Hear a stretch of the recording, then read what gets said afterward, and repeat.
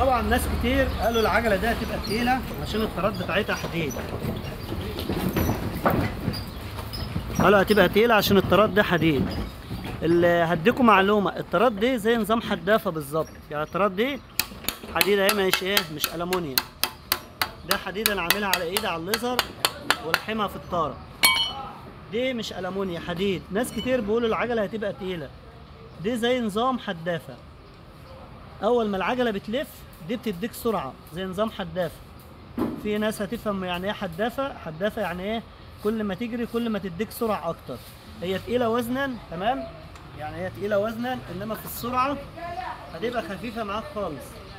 يعني دي عجله انا عاملها للورشه بقالها حوالي دلوقتي حوالي 3 سنين او اكتر. لان طبعا بقيت اجيب لهم عجل اللي هو العادي ده بقى يطبقوا الطارات والحاجات دي. فالطاره دي هتعيش معاك العمر.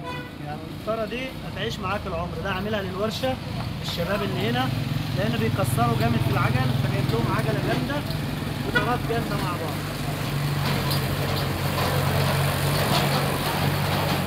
هي طبعا فكره العجله حلوه، بس ناس كاتبين لي في التعليقات ان هي هتبقى تقيله في المشي وكده. لا، مش تقيله خالص، وهنوريها لكم دلوقتي في المشي برضه. هي تقيله كوزن، انما كسواقه خفيفه خالص.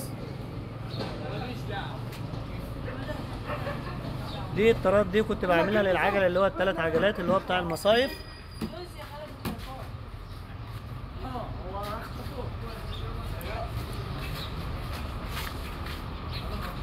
فانا عملت عجله هنا اللي هي العجلتين للشباب هنا في الورشه.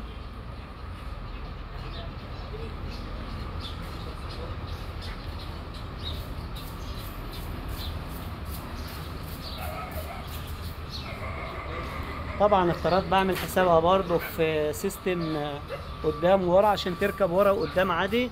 يعني ده مثلا الطاره اللي قدام راكب فيها سيستم برضه. بعمل حساب السره، بعمل لها سن. عاوز اركب سيستم مش عاوز، في اي وقت ممكن تشتغل ورا وقدام. يعني الطاره ده بشغلها ورا وقدام عادي، مفيش اي مشكله. يعني ممكن اشغلها ورا وممكن اشغلها قدام، تشتغل المستين. هنجربها مع بعض كده نشوفها خفيفه في المشي ولا لا. يلا يا الماني.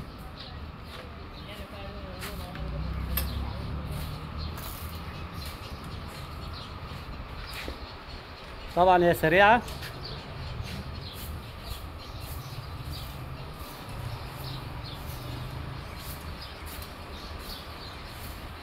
عجله شكلها شيك وخفيفه برضو في المشي.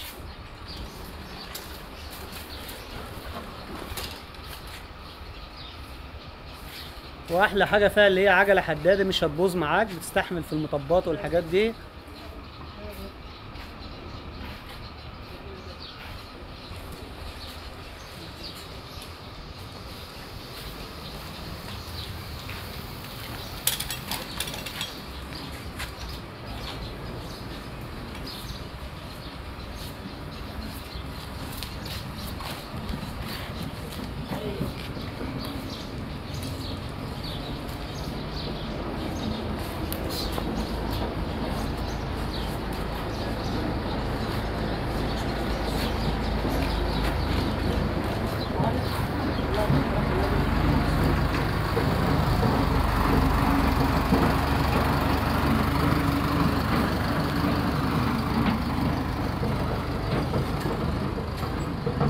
ايه رأيكم في الفكرة دي؟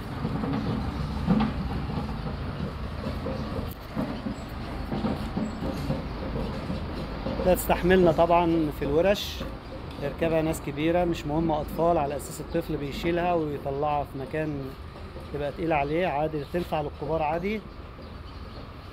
أنا أولادي برضو بيركبوها، أطفال صغيرين وبيركبوها وفرحانين بيها. بس هي تقيلة كوزن عن العجلة التانية، يعني ممكن تزيد لها حوالي 10 كيلو عن العجلة التانية في الوزن.